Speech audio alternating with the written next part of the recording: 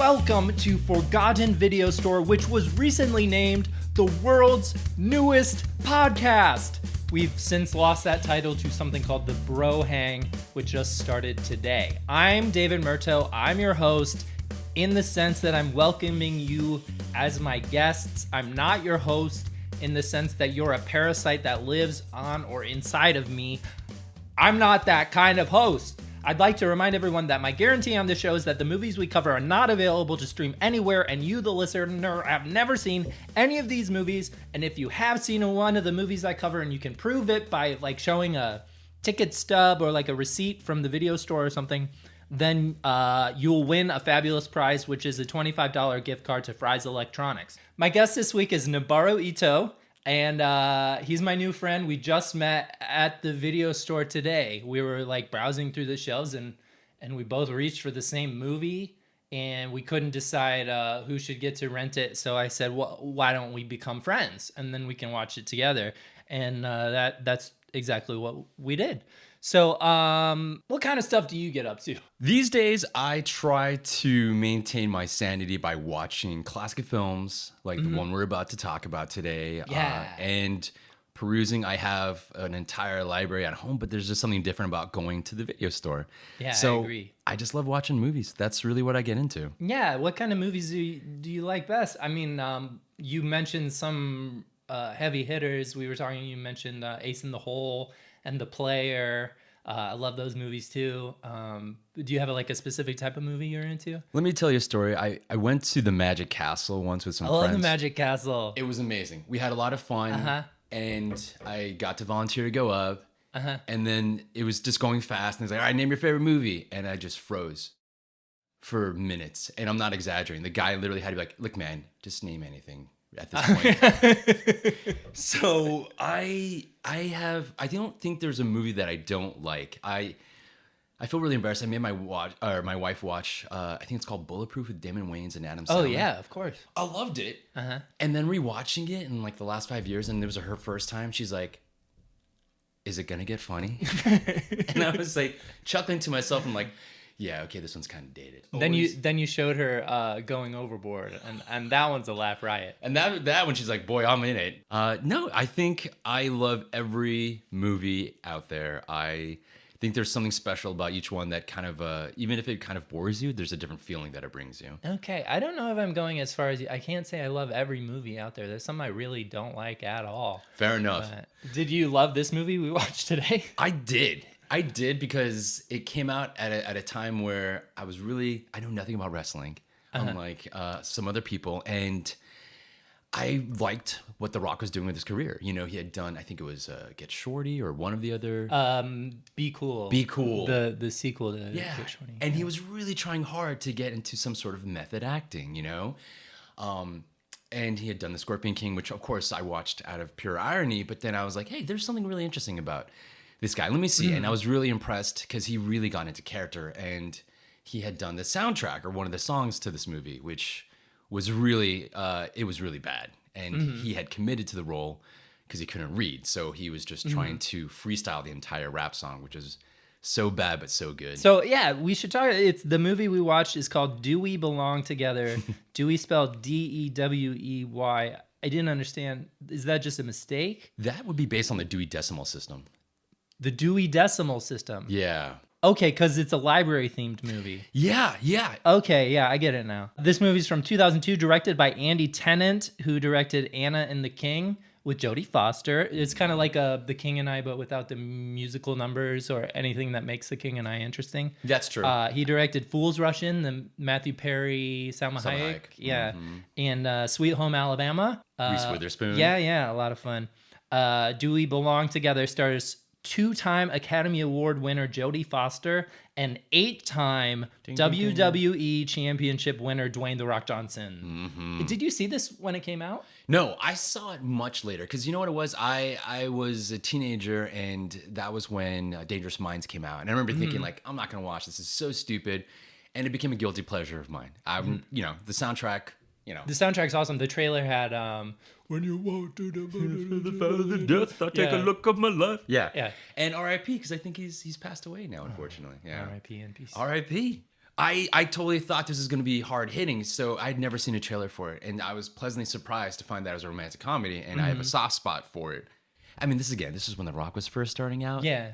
He started, I get what you're saying about, he started like, he was in The Mummy Returns, Yes. played the Scorpion King. Yes. I don't think he talked in that movie. No. Maybe makes it his best performance. Yes. But he was like, it did feel like he was trying for a while. And like nowadays, it feels like he's just doing The Rock. The Rock in every movie, and it's getting annoying. And I think we were talking about it, and we kind of agreed that his off-camera persona is even more annoying. Yeah. I pulled up a tweet he did when his dumbass Christmas movie came out.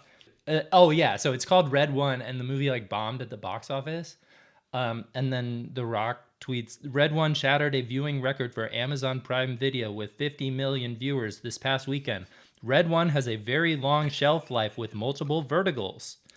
Kudos to our Amazon partners for their strategic win that's just getting started. It's like the worst like corporate speak bullshit. It's like obviously like he doesn't think of this as a work of art or anything like that. It's like it's just like a product to him that he's selling, like it's his vodka brand or whatever. Interesting enough, I think he did replace Red One with his vodka, and to the same thing, has a very long shelf life with multiple verticals. The other thing that bugged us both about Dwayne "The Rock" Johnson was he apparently saw Oppenheimer in IMAX. Yes.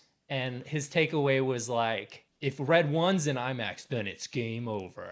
He's like, once my bare chest is on the IMAX, he's like, this is what you're getting from watching Oppenheimer? Right. Like, one of the more acclaimed like pieces of cinema the last few years. This is like your dumbass Christmas movies. I think he took that whole Jurassic Park mentality of this has no cost. Like, money's not a problem. And he's like, we just got to have minutes, if not hours, of just pure Rock chest. Just on the screen. This is the perfect format. Is there any larger format than IMAX? I heard was what he was asking people. He wanted the sphere. Which is why I think I love this movie, unironically, because it was him really trying. And really getting into character. Now, you mentioned he plays an illiterate man in the movie. Yes. They hint at it a few times, but that you learn it a little bit into the movie. But you said he needed to freestyle the rap because he's illiterate. Was the Rock, Dwayne "The Rock" Johnson, illiterate when he made this movie? I can't tell you the truth because he was so into character that a lot of times what he was saying was complete nonsense. And so for me, I'm like, I don't know if he's picking this up from his wrestling days, but he's in like, CTE is a real thing. So That's a good point. Right. And so I was genuinely like just wowed. I'm like, this is almost Sean Penn levels in I Am Sam. Like, wow, he's really committing to this role. So I thought he was illiterate. And that freestyle rap, I mean, there was moments, there was that like record famous 15 seconds of silence between one sentence and the next. And the song kept going. I'm like, wow, this is really cool. Because they wanted to kind of promote it in the same way they did Coolio in Dangerous Minds. Yeah. So let's kind of get into the plot of this movie a little bit. So it starts off and we meet Jodie Foster's character, who's like the super librarian, right? So she's behind the circulation desk and they demonstrate her prowess in the first scene. There's different characters, all ages, coming at her, and like a little kid comes up, is like, do you have any books about hyper intelligent dogs? And she's like, City by Clifford C. Mack, and like points him in the science fiction shelves. And then someone's like, do you have any books where there's a vase on a rickety table and it falls off and breaks? And she's like, The Joy Luck Club by Amy Tan, and like shows them where that book is. And so you're like, okay, this person is like a master at work. She was like pre-Google. It was insane. Yeah. People were almost like just giving keywords, like you said, vase, or they would be it's the park, but in the desert. She's like, yeah, of course, the Fountain of Youth, and she pointed them that way. Yeah, and then contrasting with that, we meet Dwayne "The Rock" Johnson's character. Again, he's the security guard. Right. And so he has a huge chip on his shoulder. And so what he's doing is he's that school bully. He's like grabbing people's bags and he's like, I need to see your receipt. And they're like, well, okay. And he would grab it and he'd like dump the bag out and go through the books and be like, this one wasn't on the list, even though it was. He doesn't know. He can't Yeah, that's read. one of your first clues. Right. And so he causes this whole backlash. Right. And he gets called into the administrator's office, and it's kind of like the scene with the police chief. He's like, "You're a loose cannon. You can't be bullying our. We need all the circulation we can get, and I hired you even though I know your secret." And that's like one of the early clues. It's like, huh, what's his secret? Right. And you don't know yet. And I always thought, it was like, because of the characters like ex-con or something like that. He still had his tattoos at that time. Right, yeah. Right? So then I was like, the Moana tattoos. No, exactly. So it predated it. It was pretty smart. It kind of art imitates life. So then the administrator, who's like the police chief, has a talking to with Jodie Foster's character, and he's kind of like, "You're our most senior member. We might have to let you go because we're in danger of losing our funding. But things could turn around because we have the big Kids Day coming up." And so the Kids Day is like, they have different activities for kids: dancing, coloring, crafts, and like you get to meet and pet different animals, like a big turtle and a bearded dragon lizard. But they also had snakes, and one of the snakes gets loose, and Jodie Foster's character is really afraid of snakes, and she gets cornered by the snake. It's about to like lunge at her. And then Dwayne "The Rock" Johnson's character like grabs the snake real quick and is like, "I don't think," it like swings it around over his head like a whip and like smashes its head against the bookshelves, which probably wasn't supposed to do that because it's like someone's pet snake, but kills the snake and saves her. And she's like, so that's like how she first meets the new security guard at the library, and they have a instant connection in that sense. But she's a tiny woman. She's very short and small, and he's like a gigantic hulking figure. So you get these contrasts and types right away. I think it was great too, because at that scene, that pivotal moment, where he grabs the snake, swings it, and he's just yelling, right? And I forgot that catchphrase. "Not today, Buster." Yeah, "Not today, Buster." Smashes the snake, and she gets upset. She's like, "Thank you for saving my life, but you're not." And she points to a sign, and it says, "Please be quiet." Right, yeah. And keep that's your voice down. Keep your voice down, right? Yeah. And then that's like, "Can't you read?" And he just looks at her quietly. Doesn't say a thing. Doesn't say a thing. Ooh, there's like some tension boiling underneath. Mm-hmm. It's like that will they, won't they kind of moment. Right. I don't know if it's the next day, but anyway, the next sequence, she's putting out the new Harry Potter book, which it would have been like the 5th book at this point, and because they got a bunch of copies because kids are going to want to read it. And that's when like this group of protesters shows up. Yeah. They're like the far right religious groups. And this it's interesting in retrospect, because you kind of forget, like back in those days, the far right religious groups were like the only ones that didn't like J.K. Rowling, because they were like, these books are like satanic and witchcraft. Yeah. And now that same group is the only ones that still like her. Now that she's revealed her hateful opinions. They kind of needed to just find a way to sell more books. And so then she's like, all right, how do I piss off more people? How do I get people to start buying more so they can burn the books? Oh yeah, that kind of a genius move. I think it's marketing just strategy 101. That's great. It's like that Elvis's I don't know if it was Colonel Tom, but was like, "I'm gonna sell buttons that say I hate Elvis," so I can get money from everyone. Exactly. Elvis lovers, Elvis haters. Yeah. But anyway, so the protesters show up and they're like, these Harry Potter books, it's satanic. Mm-hmm. They're converting children to witchcraft, and like God doesn't allow this. And they have like the verse from Leviticus or whatever on the big sign. And Dwayne "The Rock" Johnson comes and he's like, "Not today, Buster." And you're like, oh, so this is like something he does a lot. Right. It did kind of blow my mind that he still found that same dead snake and was swinging around at the protesters. It was cool. And like smack. Smack, He hits smack. like 3 of them in a row. Yeah. And then like he gives one the people's elbow right in the gut. Yeah. And he's just knocking these people out. And it cuts to Jodie Foster, and you think, oh, she's going to think this is really cool. But no, she's like, he's a man of violence. I'm a woman of literature. She uses her brains. That's right. And so she's kind of cooling on Dwayne "The Rock" Johnson. The library probably wouldn't be losing as much money if they weren't dealing with all these lawsuits. With that's a great point. But it's a meet cute. It's the romantic comedy of the early aughts. The administrator is like, "Damn it, Dwayne "The Rock" Johnson, you killed that woman's snake, and now you're attacking the protesters and stuff." And so it's like he can solve one problem but creates 2 more. Right. Time. The Rock looks to her, and he's just like, "Aren't you proud of me? Like, I did this for you," kind of thing. And she tells him, like, I think this is what kind of motivates him to actually learn how to read, because she's like, don't you have a better catchphrase, or can't you say something else? And then he looks at her sadly and goes, Me no like learn new things. yeah, he says, me no like learn new things.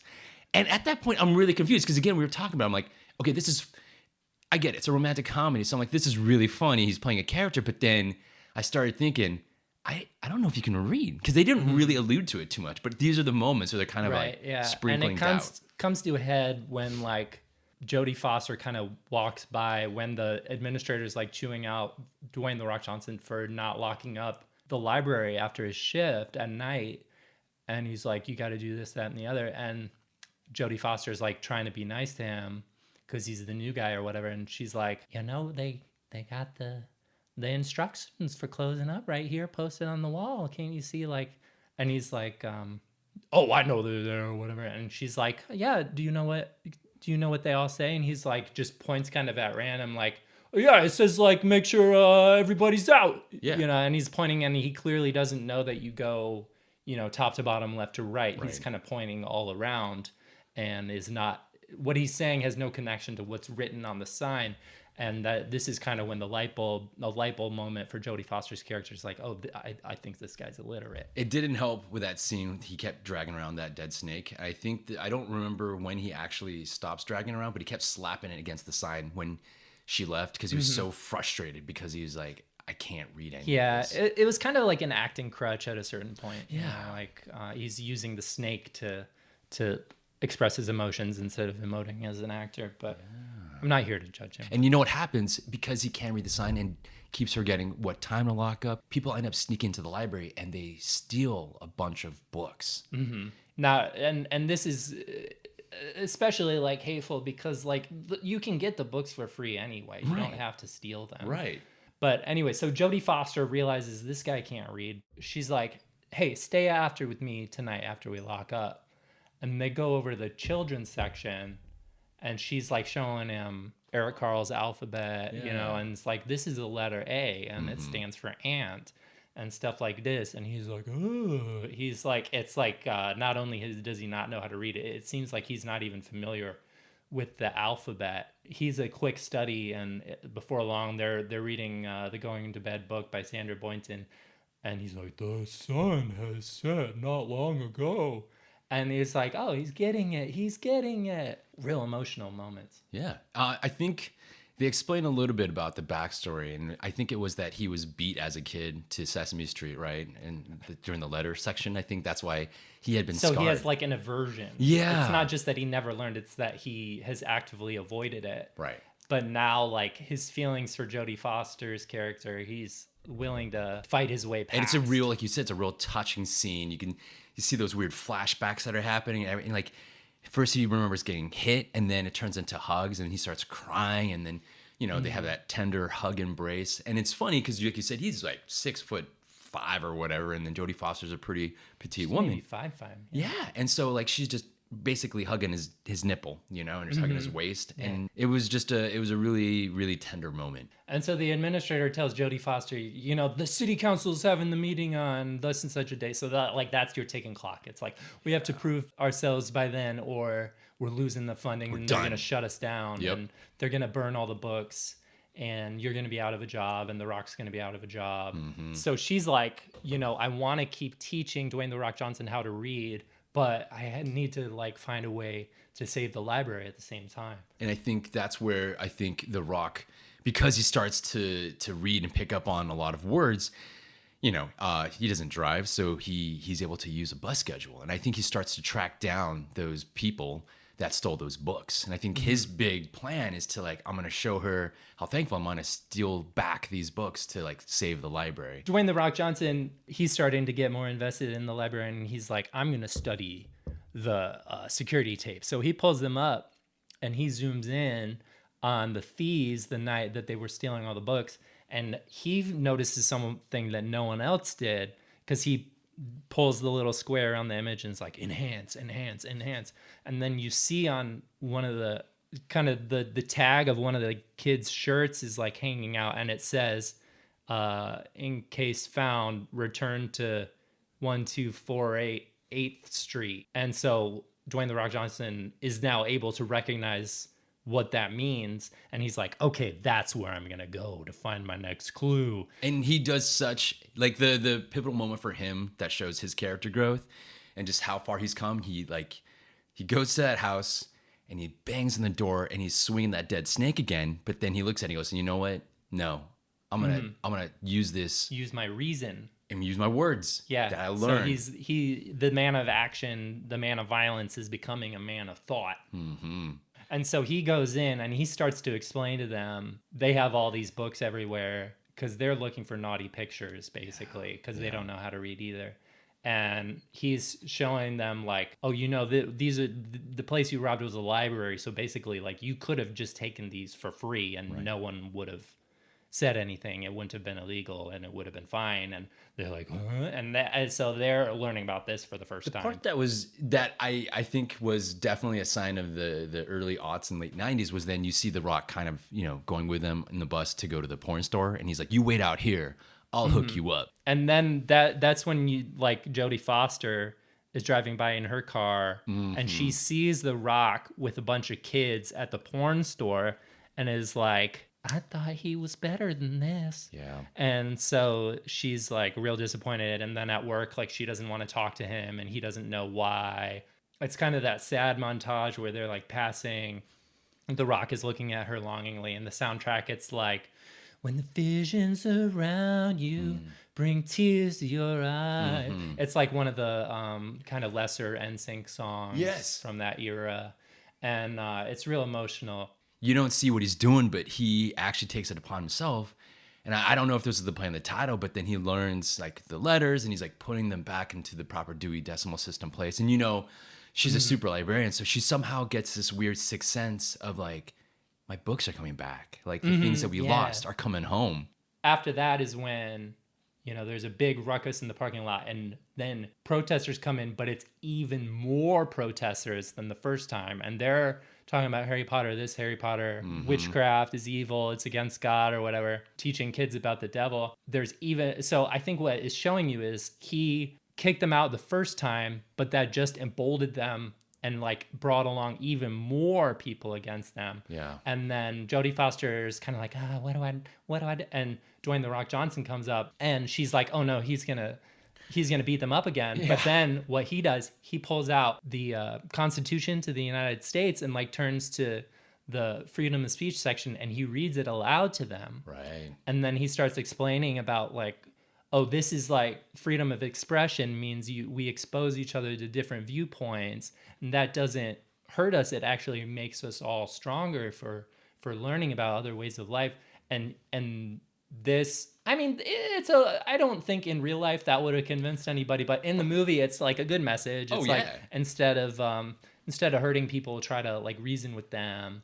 And they're like, okay, we'll let you keep the Harry Potter book or whatever, but my kids aren't going to read it. And that's kind of a nice compromise because it's like, okay, they get to decide for their own families or whatever. And then I forgot, because he finally develops so much more vocabulary, and then he has his final catchphrase that he says after that whole big moment. He gives his speech of the Constitution and he looks out at the crowd and he says, "Thanks for listening, compadre."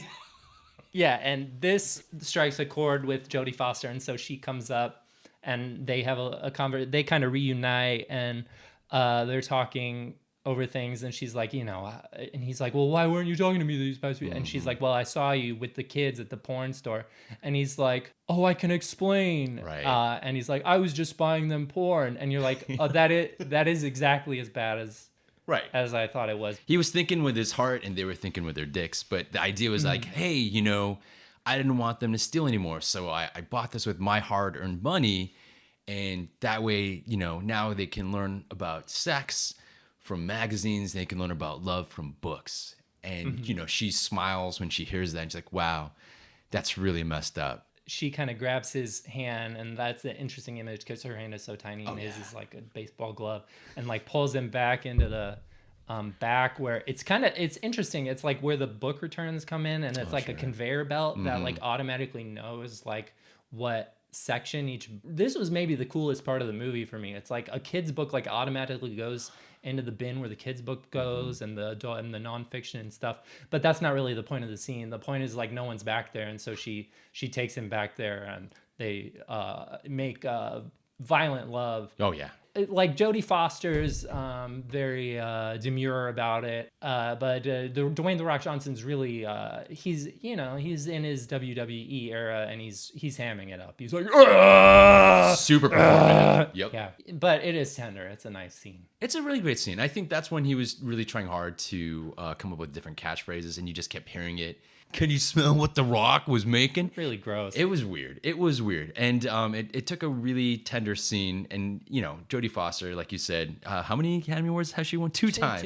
Yeah. The Accused and The Silence of the Lambs. There you go, yeah. Then they go to the city council meeting, and it's actually Dwayne "The Rock" Johnson who gives the presentation because, he's like, 6 weeks ago, I was illiterate, and he reads the minutes from the meeting or whatever, and they're like, case closed, you got your funding. And Jodie Foster's like, you did it, bunny.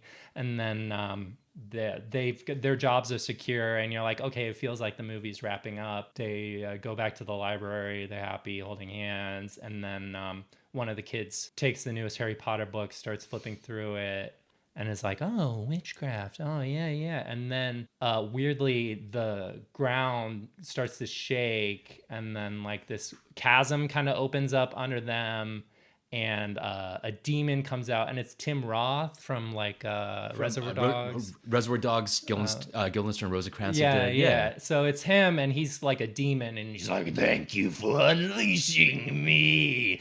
And he starts wreaking havoc on the library. So it's I thought this movie was kind of coming on the side of it's okay to read the Harry Potter books, but then it had this twist at the end where it actually unleashes. It is satanic, 100%. And it kind of opened up the idea for other sequels. Now, the last thing is as the flames are bursting and you see Jodie Foster approaches the hellhole, the chasm, and then the Rock's trying to reason with Tim Roth. And then she's like, you can't reason. You can't reason. You can't do this. You got to go back to your old ways. He's like, I don't do that anymore. Yeah, but now I don't hurt anymore. I just talk. But they didn't ever make a sequel to this, I don't think. No, it did not do well in the box office. It tanked. I think I can, like you said, it again, that hip hop song, the rap song that The Rock does, it didn't do well. It had before Amazon came out, it was on Napster, and it had 50 million illegal downloads. And he even, I think, had talked about that. He was really excited. He's like, hey, Napster, 50 million illegal downloads. And there's all sorts of vertical possibilities with this track. And so, but then they started veering away. It was that romantic comedy, and they kind of pushed more towards this weird satanic angle towards the end. And so I think they were just trying to please everybody. Right. And they did young women didn't like the weird satanic stuff or the violence, and young men were like, what, reading? I don't like this. They did get excited about the porn store, but the reading not so much. None of the quadrants, no one liked the violent sex scene. Jodie Foster was acting the hell out of it, but then again, the performance of The Rock was a little too much. Yeah, it was disgusting. It was awful. I didn't like this movie at all. I loved it unironically. Looks like we're like the modern day Siskel and Ebert on this one. Again, it just brings me to a simpler time where I can watch The Rock really try his best and do his best at playing a character. I'm just gonna put on a compilation of his greatest knockouts.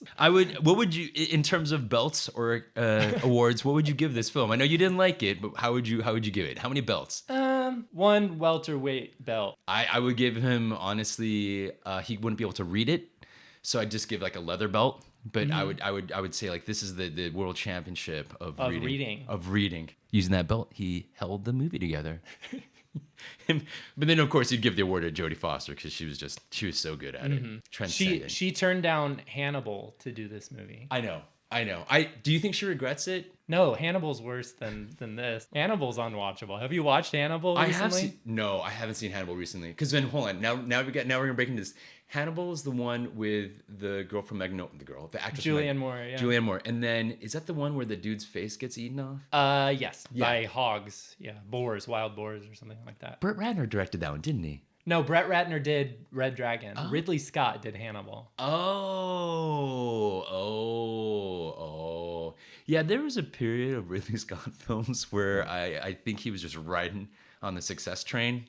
This was immediately after Gladiator. Yeah. So it's like Gladiator, and then he's going to do his Silence of the Lambs sequel. And Gary Oldman, though, you have to admit, he was great. He was great. He was great. Yeah. He's the one who gets his face eaten by the boars. He deserves the Belt Award. Yeah. He held the movie together. Okay, so that was Do We Belong Together. To close things out, I like to do a little something around here called plugs and rants. So anything you want to promote or anything you want to get off your chest, now's the time. I'll go first. I'll promote.